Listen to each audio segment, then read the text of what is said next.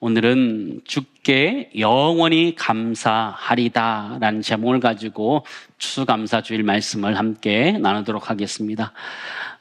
트렌드 코리아 2024라는 책을 보면 지금 사회가 어떻게 변해가고 있는지를 잘 살펴볼 수 있습니다. 이 책은 매년 한 10가지 정도 이 사회의 트렌드를 보여주는데 이 시간 2가지만 좀 소개하려고 하는데, 하나는 도파민이라는 단어입니다. 이 도파민이라는 단어는 도파민이라는 단어와 파밍이라는 단어를 합친 것인데요. 여러분, 도파민이라는 것이 무엇이에요? 중추신경계에 존재하는 신경 전달 물질을 이야기하는데, 사람을 흥분시키게 하는, 사람을 굉장히 기분 좋게 하는 것을 도파민이다 이렇게 얘기하는데요. 요즘 젊은이들은 이 도파민 돋는 일들을 참 많이 찾습니다. 재미를 많이 찾는데요. 또 게이머들이 이렇게 아이템을 모은다 그러는데, 아이템 모으는 것을 파밍이다 이렇게 얘기하는데요. 그래서 도파민과 파밍을 합쳐서 도파민이다 이렇게 얘기하는데, 요즘 세대가 그렇게 즐거움을 너무너무 추구하는 세대다, 크진 않지만 작은 즐거움들을 막 찾으려고 하는 그런 세대다 이렇게 얘기하는 거예요. 여러분, 쇼츠가 뭔지 아시잖아요. 그런 것들을 자기 자신이 직접 올리면서 기뻐하고 작은 것이면 기뻐하는 그런 세대다 이렇게 이야기하기도 하고요. 요즘 트렌드 중에 하나가 요즘 남편 없던 아빠라는 단어가 있다고 합니다. 여러분 들어보셨습니까? 요즘 남편 없던 아빠. 시대가 변하면서 남편이 어떤 그 정체성들이 조금 변해져 가고 있다, 예전과 달라지고 있다, 이런 얘기를 하는 것인데요. 예전에는 좀 권위적인 가장이었다면 지금은 평등한 동반자로서의 그 요즘 남편이다 이렇게 얘기하는 것이고요. 없던 아빠는 무엇이냐면요, 요즘 6시만 딱 돼서 땡 이제 퇴근 시간 되면 바로 신데렐라처럼 퇴근하는 사람을 이야기합니다. 없던 아빠라고 얘기하더라고요. 아이들하고 놀아줘야 되기 때문에 퇴근하는 그런 아빠들 얘기하더라고요. 참 30, 40대 너무 분주하게 살아가는 것 같고요. 이 추수감사주의를 맞이하는데 참 30, 40대를 맞이하면서 그들이 정말 감사와 감격이 있을까, 그런 생각도 좀 되어지더라고요. 매년 추수감사주의는 돌아오는데 지금 농경사회가 아니다 보니까 추수감사절이 마음에 이렇게 딱 와 닿지도 않는 것이 사실인 것 같아요. 그러나 저는 이번에 추수감사주의를 맞이하면서 말씀을 준비하면서 감사 제목들을 이렇게 하나하나 좀 적어보았습니다. 여러분, 적어보니까 어떤 느낌이 드세요? 적어보면서 여러분, 우리가 하나 발견할 수 있는 것이 있는데, 그것이 무엇이냐면 감사를 적다 보면 하나님을 발견하게 된다라는 것이죠. 그렇지 않으셨어요? 여러분, 감사의 제목을 적다 보면 그냥 내가 내 생활 가운데 변화되어서 감사하다는 것이 아니고, 그 감사의 자리까지 인도하신 하나님이 계시다는 것을 발견하게 된다는 것이죠. 저는 이번에 그게 정말 저에게 감사였어요. 내가 감사할 때에 나의 등 뒤에서 나를 도우시는 그 하나님, 나의 목자가 되어주신 하나님께서 나와 함께하고 있다는 것, 그것이 진정한 감사의 유익이라는 것을 깨닫게 되었는데, 우리 모두에게 그런 은혜가 있기를 간절히 소망합니다. 그래서 우리 모두가 여러분 주보에 감사의 제목을 적으면서 우리 모두가 하나님을 발견할 수 있기를 간절히 소망합니다. 성경에 보면 아주 드라마틱한 인생을 살았던 한 사람이 등장하는데, 바로 다윗이라는 사람이었습니다. 여러분 잘 아는 것처럼 그는 목동이었다가 왕이 되었던 대단한 사람이었죠. 골리앗과 싸웠던 승리자이기도 하고요. 오늘 시편 30편은 그 다윗이 썼던 시입니다. 오늘 표제는 이렇게 되어 있는데요, 다윗의 시이며 곧 성전 낙성가다 이렇게 표현해주고 있어요. 여러분, 성전 낙성가가 무엇일까요? 성전을 다 지은 다음에 하나님 앞에 올려드리는 것, 올려드리면 부르는 노래가 낙성가입니다. 나나 궁금한 것이 생겼어요. 그게 무엇이냐면, 여러분, 다윗이 성전을 지었을까요? 못 지었을까요? 못 지었어요. 그런데 오늘 다윗은 성전 낙성가를 부르고 있어요. 어떻게 그가 부를 수 있었을까요? 여러 학자들은 이렇게 얘기하는 거예요. 그는 솔로몬이 그 성전을 지을 것이라는 확신을 가지고 성전 낙성가를 불렀다, 이렇게 이야기하기도 합니다. 어쨌든 다윗은 하나님께 이 성전을 바쳐야겠다라는 마음을 가지고 그 성전을 준비했던 사람이었습니다. 사실 사람은 잘 되고 나면 그 은혜를 잊어버리긴 마련인데 다윗은 그러지 않았던 것 같아요. 자신의 처지와 하나님의 처지가 서로 뒤바뀌었다는 것을 그는 깨닫게 되었습니다. 그는 왕이 되어서 백향목궁에 거하고 있는데 사실 다윗은 목동이었기 때문에 그냥 천막에 거하는 것이 당연한 사람이었어요. 근데 그가 지금 왕이 되었는데 상황이 바뀌었던 거예요. 자신은 백향목궁에 거하는데 도리어 하나님의 괴가, 하나님의 임재하심이 그냥 천막 안에 있는 것을 보면서 안타까워하지요. 그는 이렇게 얘기합니다. 사무엘하 7장 말씀 보실까요? 여호와께서 주위의 모든 원수를 무찌르사 왕으로 궁에 평안히 살게 하신 때에 왕이 선지자 나단에게 이르되 볼지어다 나는 백향목 궁에 살거늘 하나님의 괴는 휘장 가운데 있도다. 그렇죠. 이 다윗은 하나님의 마음에 합한 사람이기도 하지만 참 인간적으로도 참 괜찮은 사람이다라는 생각을 해보게 됩니다.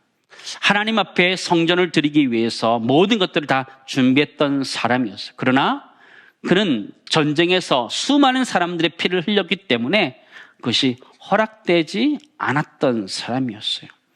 역대상 28장 3절 말씀 보시면 이렇게 기록되어 있는데요. 하나님 내게 이르시되 너는 전쟁을 많이 한 사람이라 피를 많이 흘렸으니 내 이름을 위하여 성전을 건축하지 못하리라 하셨느니라. 하나님이 이 다윗에게 성전 건축을 허락하지 않았어요. 그럼에도 불구하고 이 다윗은 자신이 그 성전을 건축할 수 있도록, 자신의 아들이 성전을 건축할 수 있도록 모든 것들을 다 준비해서 하나님께 드렸던 사람이라는 것을 보게 되는데요.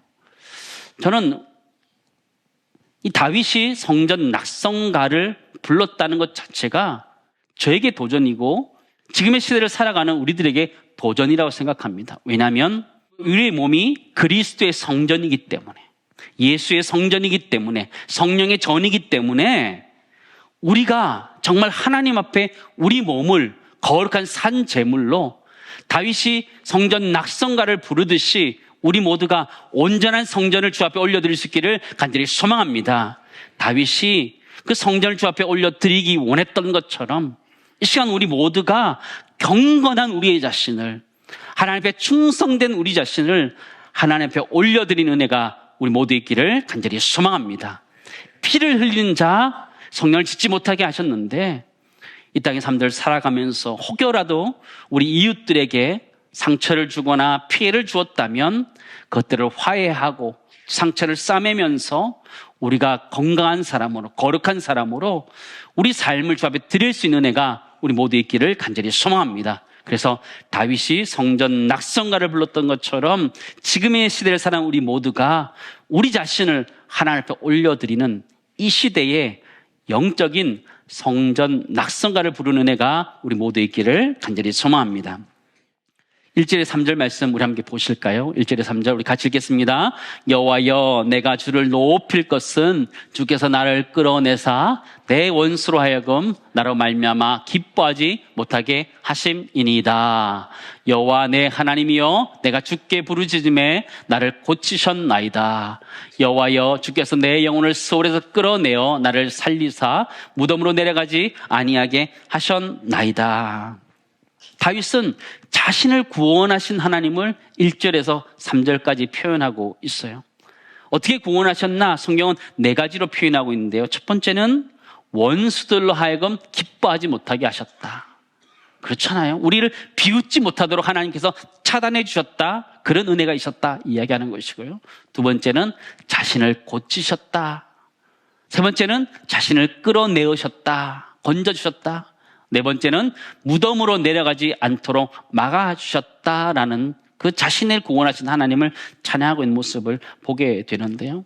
오늘 시편 30편은 시편 많은 구절 중에서 참 아름다운 시편으로도 잘 알려져 있습니다. 정말 죽음의 문턱까지 갔다가 다시 건짐받았던 이 다윗의 이야기를 하고 있기 때문입니다. 오늘 성경에 보시면 찬양하라라는 말이 4절과 9절과 12절에 거듭 나와져 있는데 다윗이 찬양하고자 했던 것, 감사하고자 했던 것이 무엇인지 함께 살펴보기를 원합니다. 오늘 다윗은 성경에 보니까 아주 괴로운 밤을 보냈다는 것을 알게 됩니다. 그 괴로운 밤을 보냈는데 그것은 하나님의 노여움을 살 만한 굉장히 두려운 그런 시간들이었음을 보게 됩니다.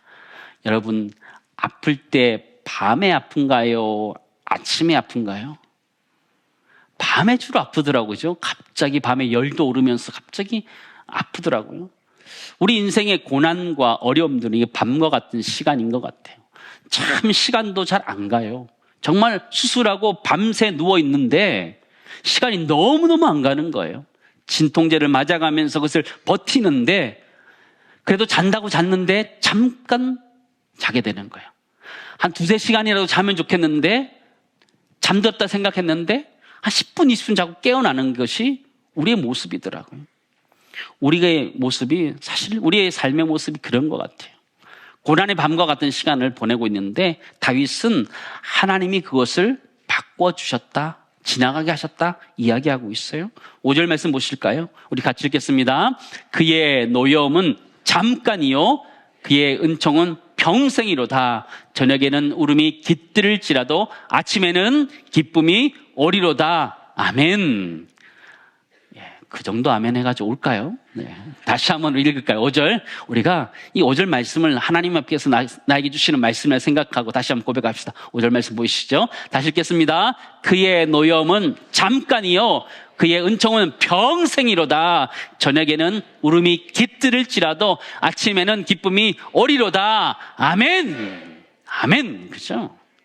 저녁에는 슬픔이 잠깐 깃들 수 있지만 아침에는 기쁨이 올 것이다 얘기하는 거예요. 다윗은 너무너무 대단한 고백을 하고 있어요. 성경을 보니까요. 노염은 잠깐이요 그의 은총은 평생이로다 얘기하는 거예요. 그의 은총이 평생이었다 얘기하는 거예요. 그의 인생을 살펴보면 굴곡이 참 많았던 사람이라는 것을 우리는 잘 알고 있어요. 그러나 그는 하나님 앞에서 그냥 잠깐이다 이야기하고 있더라고요. 오늘 시편 30편은요 서로 대조시키면서 이 구절들을 이야기해주고 있어요. 노여움과 은총이라는 단어를 대조시키고요. 잠깐과 평생, 울음과 기쁨, 저녁과 아침, 흔들림과 굳게 세움이란 이 단어들을 서로 대조시키는 거예요. 고난의 밤들이 있지만 잠깐일 것이라는, 그러나 하나님 주시는 은혜는 평생일 것이고 하나님 세워갈 것이라 고백하는데 그 은혜가 우리에게 이미 주어진 줄을 믿습니다. 우리에게 주어진 거예요. 다윗은 정말 드라마틱한 인생을 살았던 사람이잖아요. 그러니까 전쟁에 나가려고 했던 사람도 아니고 형들에게 그냥 음식 전해주러 갔다가 골리앗과 싸우게 되면서 승리하면서 사울 왕의 사위가 됩니다. 그런데 사울 왕의 시기와 질투 때문에 도리어 죽음의 위기를 계속 겪게 되는 것이 이 다윗의 모습이었어요. 그럼에도 불구하고 하나님께서는 다윗을 왕으로 세워주셨잖아요. 다윗은 평생의 은총을 입었던 사람이었어요. 그러니까 노년의 위기도 있었지만 하나님이 그것을 넘어가게 하셨어요. 그 노년에 압살롬 아들이 반란을 일으키게 됩니다. 도리어 다윗이 성에서 쫓겨나는 일이 생기게 되지요. 압살롬은 굉장히 영악했던 사람이라고 보아집니다. 성경은 발바닥부터 정수리까지 흠이 없었다라고 표현하고요.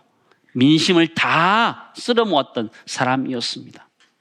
그는 자신의 누이 다말이 성폭행 당한 것 때문에 그의 형 암논을 죽였다라고 성경 표현하고 있지만 더 깊이 생각해 보면 자신이 권력을 갖기 위해서 형을 제거한 욕망 있는 사람이라는 것을 알게 되죠.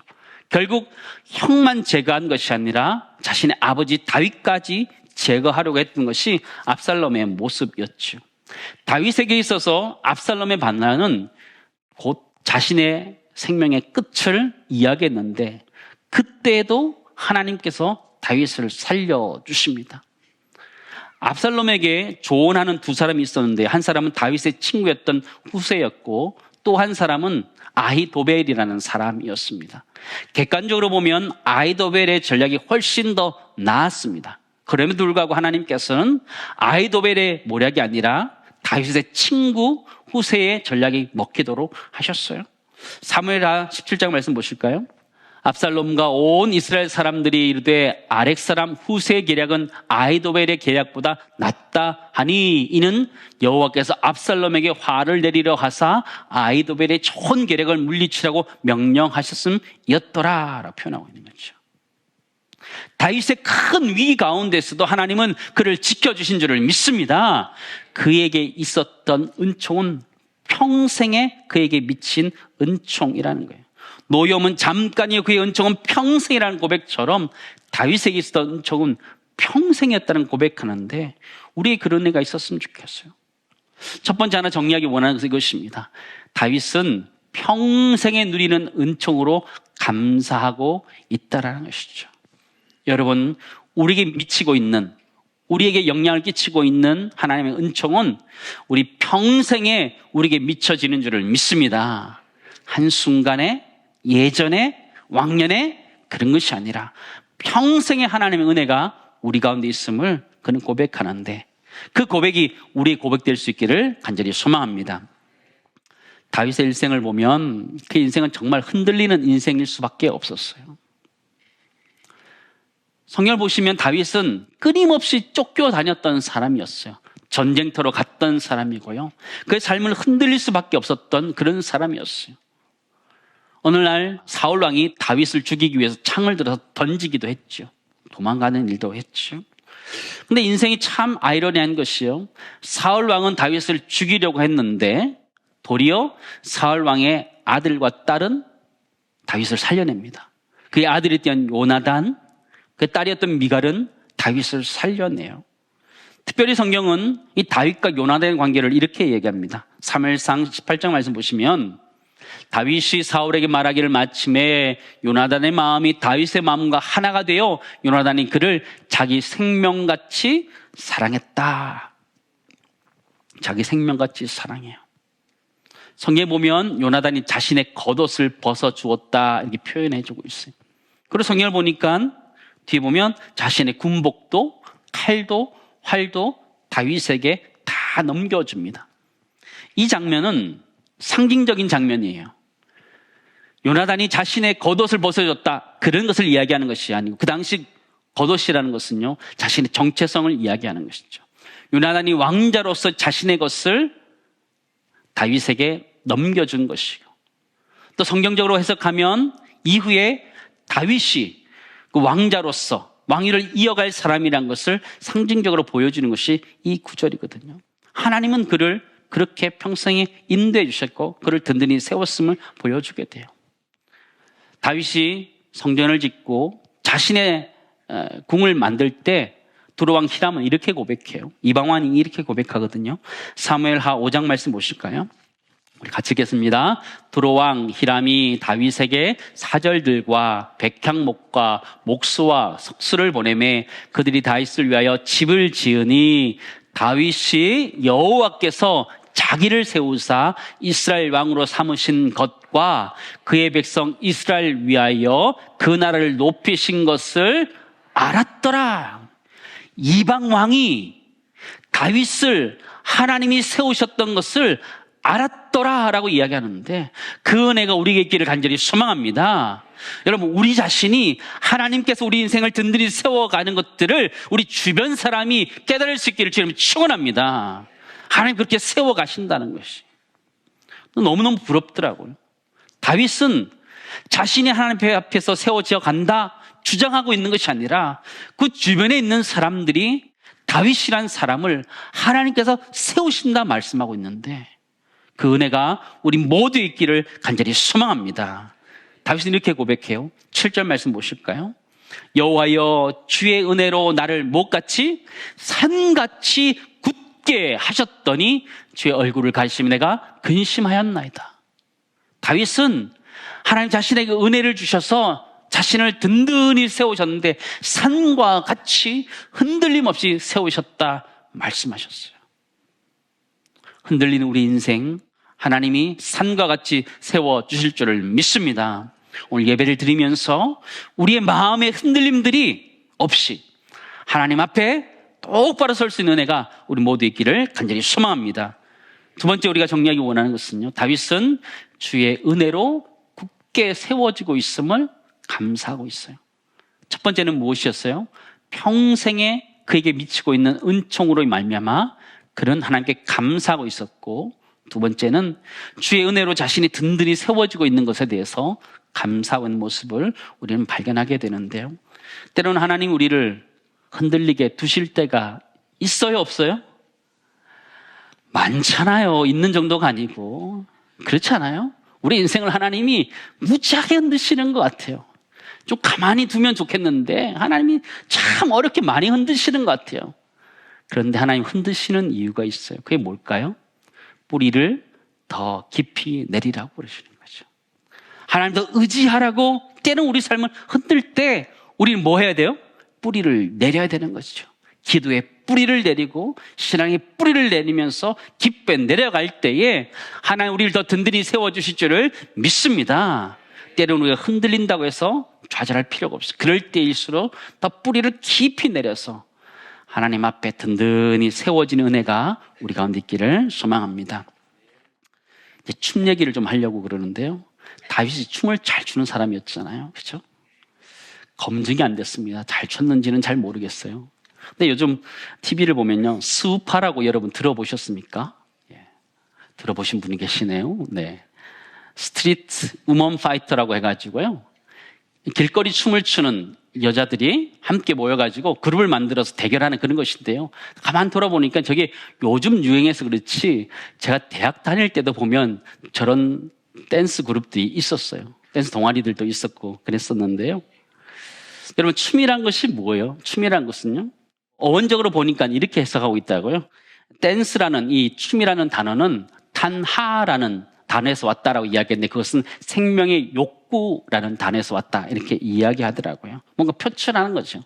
사실은 뭐 상호 작용을 위해서 필요한 것이 춤이고 또 모션이고 그런 것인데 영적인 의식으로 공연으로도 발전한 것이 춤이다 이렇게 얘기하는데 사실 춤이라는 것은 뭐예요? 자신 안에 있었던 모든 것들을 밖으로 표출하는 것이잖아요. 다윗은 하나님 앞에서 자신의 감사와 기쁨을 마음껏 춤으로 표출했던 사람이라는 것을 우리는 잘 알고 있어요. 여호와의 법궤가 자신의 성전을 자신의 성으로 들어올 때 덩실듯이 춤을 췄던 사람이었어요. 춤을 췄던 사람이었어요. 그래 그의 인생이 평탄했나요? 그렇지 않아요. 그랬던 사람은 아니에요. 오늘 9절 말씀 보면요. 그는 죽음을 직면한 사람이었어요. 9절 말씀 보시면 내가 무덤에 내려갈 때 나의 피가 무슨 유익이 있으리요 진토가 어떻게 주를 찬송하며 주의 진리를 선포하리까. 다윗은 춤출 수 있는 상황이 매번 됐던 것은 아니었어요. 그건 때로는 무덤에 내려가는 것 같은 고난 가운데 있었고 그러니까 진토가 되는 것 같은 어려움 가운데 있었던 사람이었어요. 그럼에도 불구하고 그는 하나님께서 자신의 고통을 변하여서 춤이 되게 하실 것이다 고백하고 있어요. 시편 30편 10절 11절 말씀 우리 같이 읽겠습니다. 시편 30편 10절 11절 같이 읽습니다. 여호와여 들으시고 내게 은혜를 베푸소서. 여호와의 나를 돕는 자가 되소서 하였나이다. 주께서 나의 슬픔이 변하여 내게 춤이 되게 하시며 나의 베옷을 벗기고 기쁨으로 띠띠우셨나이다. 아멘. 사랑하는 성도 여러분, 여러분 어떤 옷을 입고 이 자리에 오셨습니까? 슬픔의 옷 아니면 기쁨의 옷 어떤 것 입고 오셨습니까? 한번 손 들어볼까요? 나는 기쁨의 옷을 입고 오셨다. 한번 손 들어볼까요? 네. 나는 슬픔과 고난의 옷을 입고 오셨다. 손 들어보시기 바랍니다. 그럼 나머지는 벗고 오신 건가요? 네. 근데 우리가 보면 살아갈 때 사실은 기쁨의 옷을 입었다라고 표현하지만 슬픔과 고난의 옷을 입고 이 자리에 참여하고 있어요.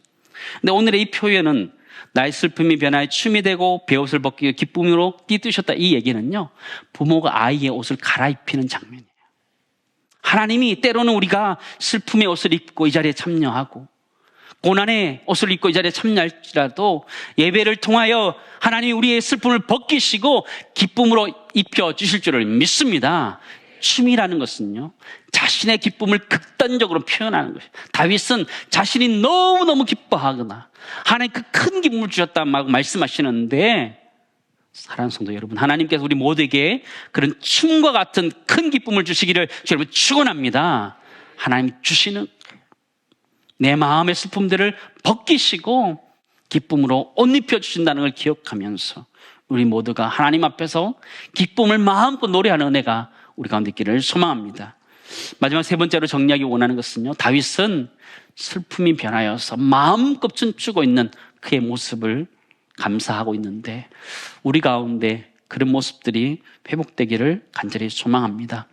이제 말씀을 정리하면서 시편 30편에서 다윗은 세 가지 하나님을 찬양하고 감사하고 있습니다. 첫 번째는 평생에 누리는 은총으로 하나님 그를 이끄셨기 때문에 그는 하나님을 감사하고 찬양했고요. 두 번째는 주의 은혜로 그가 굳게 세워졌기 때문에 그는 감사했고, 또 하나님 그의 슬픔을 변하여서 춤이 되게 하셨기에 그는 감사하고 찬양하였는데 제 마음속에 저거 내가 하면 좋겠다 생각이 들더라고요. 여러분, 저 세 가지가 여러분들의 기쁨이 되기를 간절히 소망합니다. 평생의 하나님의 은혜 여러분의 것이 되고, 하나님 굳게 세워주신 은혜 여러분의 것이 되고, 슬픔이 변하여 춤이 되는 큰 기쁨이 우리 모두의 것이 되어서 우리 모두가 하나님 앞에 감사하고 찬양하는 은혜가 우리 가운데 있기를 간절히 소망합니다.